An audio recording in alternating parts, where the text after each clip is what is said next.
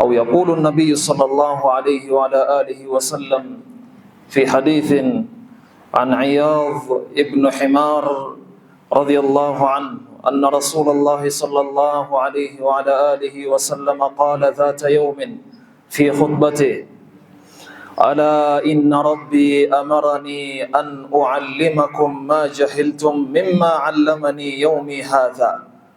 كل مال نحلته عبدا حلال، أي أعطيته ومنحته عبدا حلال.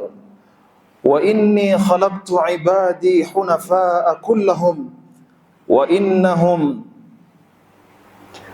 أتتهم الشياطين فاجتالتهم عن دينهم وحرمت عليهم ما أحللت لهم، وأمرتهم أن يشركوا بي ما لم أنزل به سلطانا. الحديث أخرجه مسلم والنسائي في سنن الكبرى وابن حبان واللفظ لهم مطولا. Ndugu Islam, tunaanza na hadithi ya Mtume sallallahu alayhi wa alihi wasallam. Hadithi ameipokea Iyadh ibn Himar radhiyallahu anhu, amepokea kutoka kwa Mtume sallallahu alayhi wa alihi wasallam.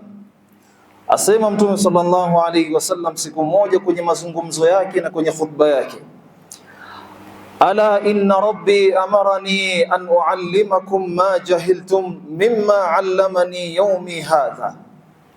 Jueni na kutanabahi ya kwamba Mola wangu mlezi mimi Allah subhanahu wa ta'ala amenifundisha mimi mambo ambayo kwamba hamuyajui nyinyi, katika mambo aliyonifunza mimi katika siku yangu hii ya leo.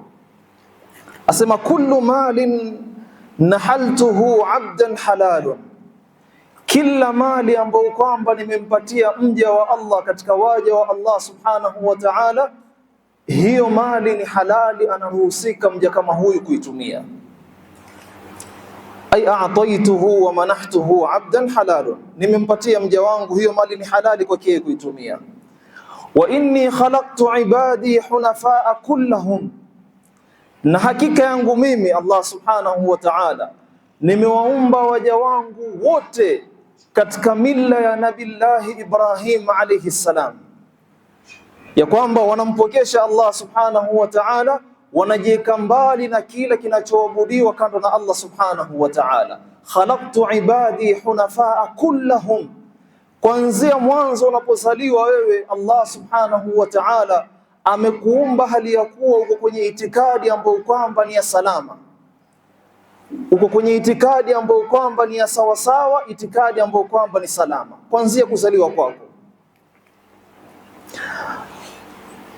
Wa innahum atathum ash-shayatin fajtalathum an dinihim, lakini baada ya hapo, baada ya kwamba Allah subhanahu wa ta'ala amewaumba waja wake katika fitra ya salama, katika tauhid, katika mwenendo wa sawasawa, wanakuja mashaitani wanaoondoa wao katika njia iliyokuwa sawa.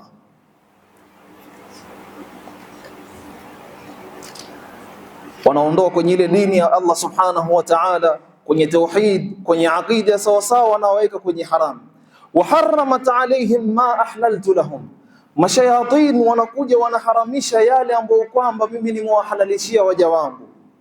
Wa amaratuhum an yushriku ma lam unzil bihi sultana, kisha wanawaamrisha waja wa Allah subhanahu wa ta'ala wanishirikishe mimi Allah subhanahu wa ta'ala na mwingine asiyekuwa mimi, mambo ambayo kwamba sikuyateremsha mimi katika burhan na dalili kokote kule.